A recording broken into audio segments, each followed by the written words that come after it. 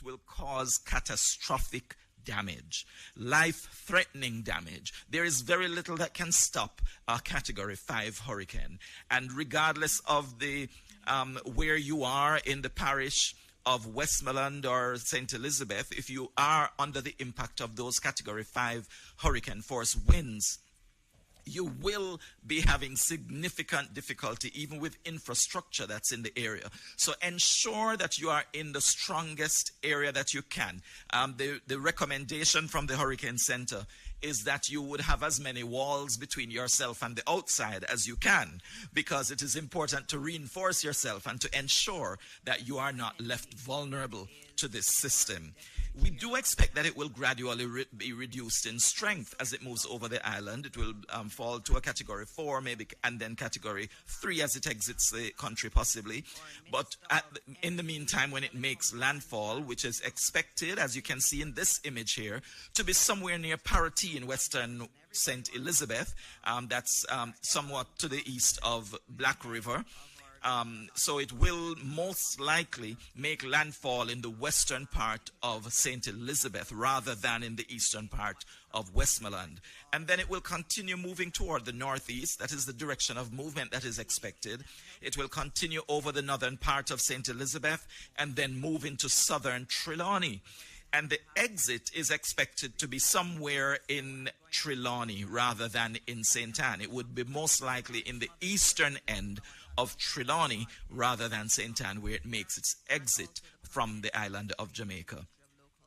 Here we see the area, this area of orange shows the outer bands of this system, where we are expecting to be experiencing impacts, heavy rainfall right across the length and breadth of Jamaica, also strong winds across the island. The amounts of rainfall that we expect, we see here again, we indicated that we would have between 20 and 30 inches or 500 to 750 millimeters of rainfall affecting sections of the island. The area that is expected to be impacted mostly has been narrowed a little bit on the map. So you'll see that Jamaica's central parishes are most at risk and extending into the west of the island as well. And then some slightly lower figures are expected for the rest of the island, but still significant rainfall. 12 to 16 inches, 300 to 400 millimeters is nothing to scoff at. It's still a lot of rainfall, still expected to produce significant flooding. You might be saying that this system doesn't seem to be packing much of a punch because what you've been experiencing outside doesn't seem to be worthy of all the hurrah that we're creating about the system. But the truth is, it is still some distance away from the coast, expected to move closer and then move across the island, and that means that the impacts are going to be significantly greater than you've already been experiencing. Flooding is expected, landslides are expected, storm surge is expected, and of course those strong winds we will not be able to escape, especially if you're in the path of this system and in the path close to the eye of the system. The rest of the island, I mentioned the Category 5 hurricane force winds that will be experienced over parts of St. Elizabeth and Westmoreland going into Trelawney, but we are expecting tropical storm force winds over the rest of the country. And so we all should be experiencing or looking out for the experience of tropical storm winds right across the island. Here we see on our picture some of the areas that are expected to be mostly inundated from storm surge that is also expected to come onshore. And this would be in those bays and inlets. In the area of Black River, we expect significant storm surge, although the center is now expected to be somewhat of Black River, so this might have to be updated slightly, but Black River will also experience storm surge. Storm surge could get as high as 13 feet. That's high. 13 feet is a couple of stories high. And so you need to be very much prepared for that kind of activity if you're in any of those bays or inlets along the coast of St. Elizabeth in particular, and even going into Clarendon. So those traditional areas of storm surge impact, like Portland Cottage, Rocky Point, those are areas that it is going at this time. So it will continue to move toward the island, making its entry on the southwestern coastline. We do expect, let me move this slide forward a little bit so you can see as we would have in St. Elizabeth along the coast. So anywhere, even along the coast of Manchester, parts of Alligator Pond and, Treasure Beach area should also be looking out for that kind of activity and going eastward as far as parts of St. Catherine. And that is basically the presentation at this time. I'm sure you'll have some questions that will bring out some more information later. Thank you. Thank you so much, Evan. You heard it. It is strengthening and it is coming to Jamaica. I know we've been praying for it not to hit, but it is going to hit us. So we have to heed everything that Evan has just said. I'm going to ask if there are any questions for Evan before we go on to the others. Any member of the media? Okay, please go ahead. Do we have a mic or you're just going to speak very loudly and I'll repeat it? I think the mic is coming.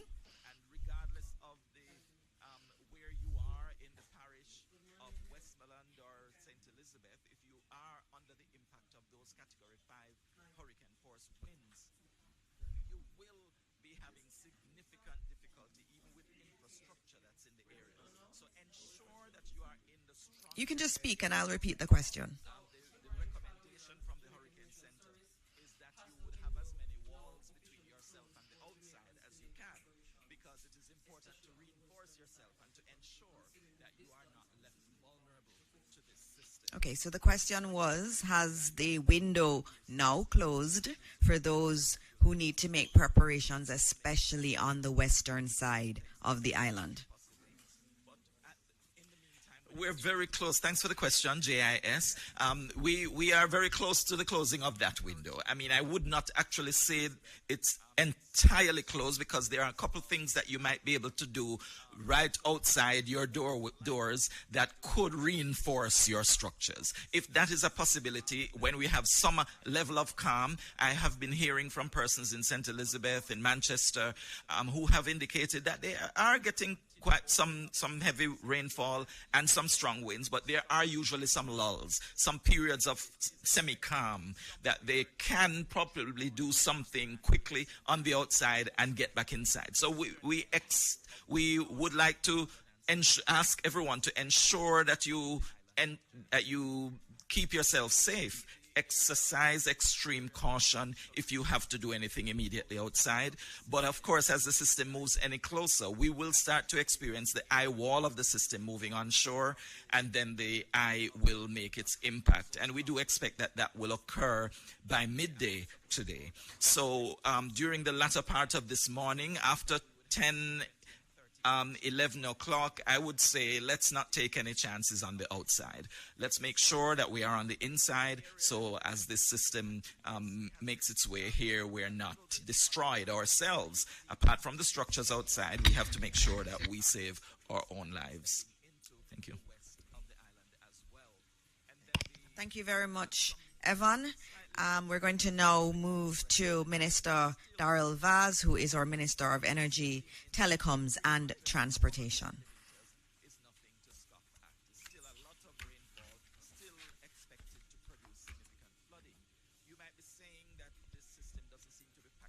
Morning, Jamaica. Prayers up. Let's start with JPS, which I know is on everybody's mind. The electricity grid has already been impacted by hurricane conditions, which have caused several power outages across the island. Several generation units, critical high voltage substations, transmission and distribution lines across the island have been forced out of service by the hurricane force winds and lightning. As a result, approximately 240,000 or 35% of JPS customers are without power. That's out of a possible 700,000.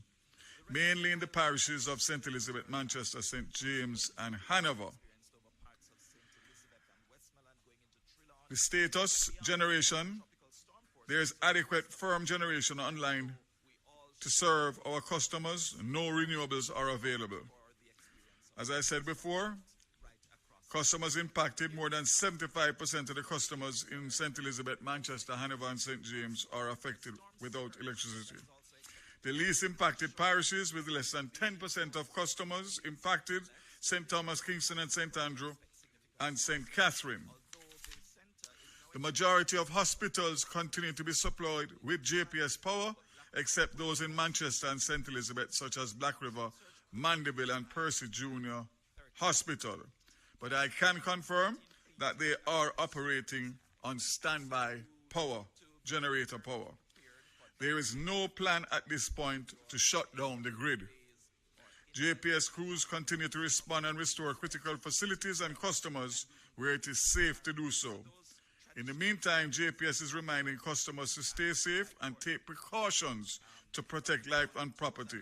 And most importantly, stay tuned to official channels of information, which include government and JPS, for further updates.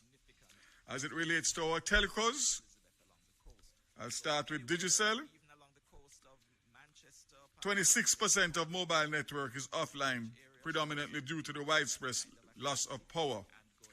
There's a further 209 sites running on generators and 9 on batteries.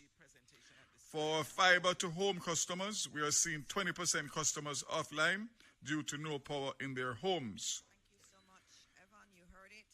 It is strengthening and it is coming to... As we see the most impacted areas, we will work with our crews to focus on those areas first. Even if commercial power is still to be restored, we will keep generators fueled and gas the sites back to keep them up and running.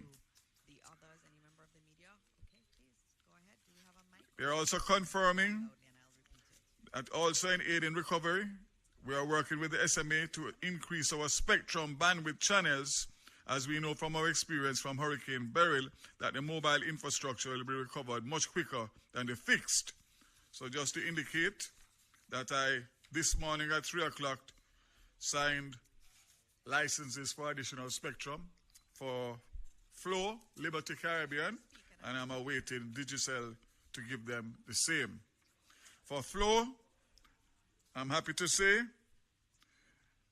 that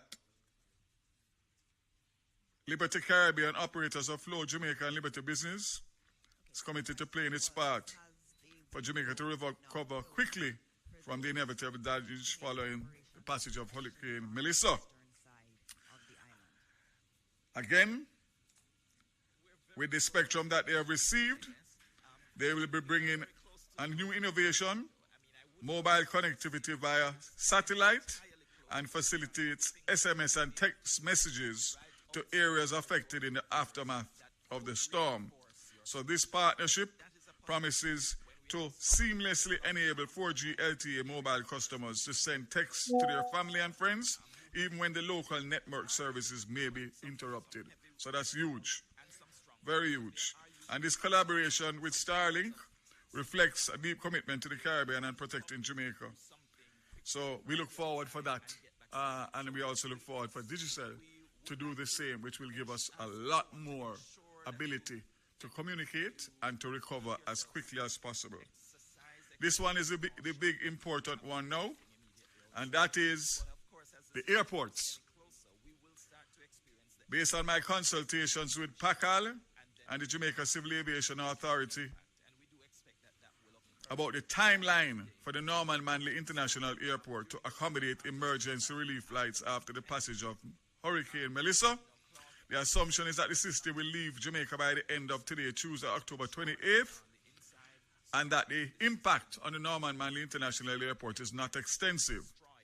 Both PACAL and JCA will use tomorrow, October 29th, to inspect and clean up the facility and restore the test equipment that have been decommissioned to accommodate flights. These emergency relief flights could therefore be accommodated as early as Thursday, October 30th, 2025. Again, we are not sure what's going to happen with Montego Bay, who will face at least a lower category, possibly category 3. So we aren't able to say anything on Sangster, but we know that it could have potential disabling impact for that airport. The good news is that the Ian Fleming International Airport is being considered as a part of contingency planning. So it means that we could get into Ian Fleming with certain types of aircrafts, and that will help us significantly based on the distance between Ian Fleming and Montego Bay. Petrojam, following another meeting this morning of the refinery, Petrojam is turning its attention to deepening participation in the broader national multi-agency response. Fuel security plays a key role, as we know, and Petrojam is assuring that all 3 international airports, in addition to all airdromes, are at 75 to 80% capacity for aviation fuel. This will enable aircraft movement to resume immediately. In addition, Petrojam has 2 to 3 weeks supply of aviation fuel at its Kingston and Montego Bay storage facilities. So in accordance with international standards, we will follow strict safe storage and rigorous testing prior to reopening. Jamaica Civil Aviation Authority, the microwave system is in general is operational, with the exception of the links between Winchester headquarters and Catherine Peak, which is currently offline. All remote sites are operating on generator power. So this means that we will be able to accommodate relief flights, which the requests are coming in fast and furious. And as I said before, we spoke about Airports Authority. Finally, I'll just give an update on JUTC. And that was up to 9 o'clock last night, reporting 361 persons that were taken to shelters in several parishes. All road operations for JUTC ceased last night, with the exception of transport assistance being provided to essential services staff, such as hospital workers. JUTC's emergency standby teams remain in place at all depots. We will have some kind of disruption to some of the buses, because those buses that use CNG will not be able to be fueled immediately due to the fact that the plant has been decommissioned. But let me close by saying, once again, that government, as you have heard and will hear from Minister Mackenzie, we are dotting all the I's and crossing all the T's to make sure that we facilitate all that is required for the response that is going to come in relation to the rebuilding phase after this catastrophic hurricane. So I want to just say to you, those of you who are still not taking it serious, you have but a few hours. And as I said before, based on what Evan said, the low-lying areas are going to be badly affected. Seek to go to higher ground and protect yourself and be smart. Again, commit to be here right through. And of course, if we work together, we will get through this once again. God bless Jamaica and keep safe. Thank you very much, Minister Vaz. As you hear, we have not stopped working. He's not going to stop working to ensure that we have electricity and that we have telecom service. Right before this press briefing started, I heard him on the phone with JPS's head, and they were talking through how they were going to be making sure that we have electricity up in areas that aren't as badly affected, and then that we can recover even more quickly. He has not stopped working for us, and we have to obviously thank Starlink for that support that they're giving to our telecoms providers in Jamaica to ensure that even if our systems locally go down, that we will still be able to communicate internally and externally with the rest of the world. Also want to welcome the members of the media who are joining us from overseas. I know that the feed is going out also. We say good morning to you and good morning to all of your viewers out there too. Next up, we have Minister Desmond Mackenzie, who is not just our Minister of Local Government and Community Development. He is the one that's coordinating the entire disaster response, wearing his hat as the Deputy Chair of our National Disaster Risk Council. The chair is the Prime Minister, who is very much behind the scenes coordinating all of this and calling all of us for updates. And so this morning you will hear directly from Minister Mackenzie his updates on the entire disaster management framework.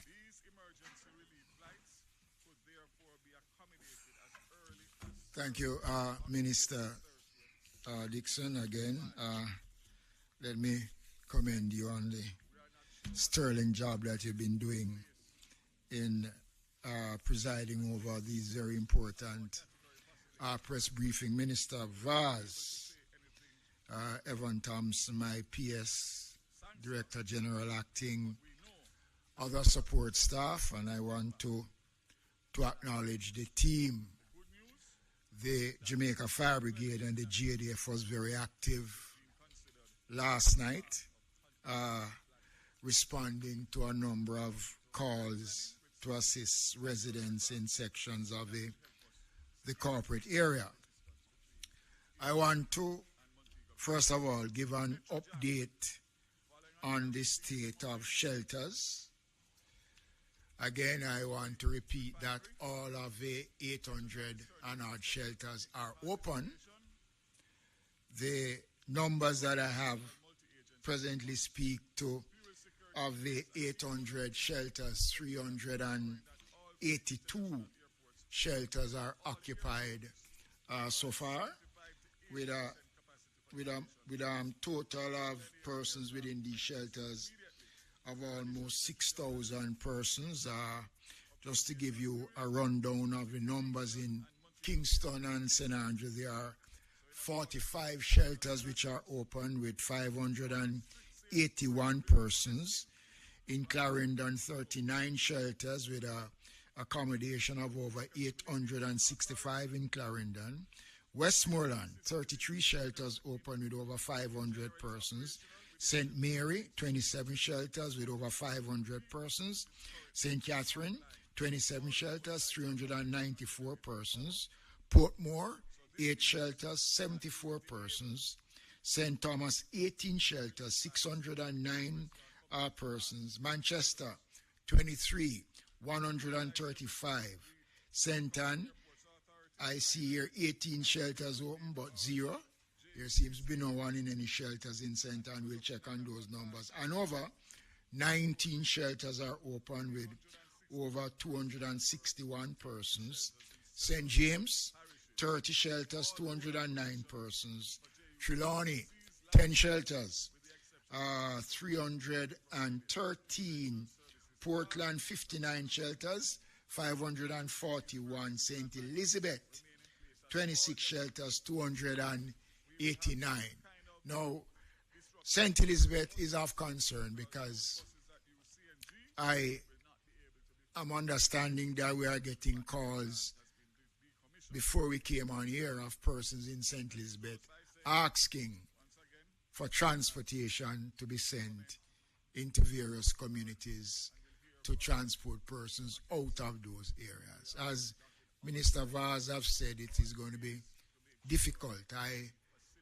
I've given instructions to the RPM director and to the team to advise the disaster coordinators and the members of parliament and the mayors wherever transportation is needed and they can get those transportation, they should do everything that is possible to provide the transportation to take the people out.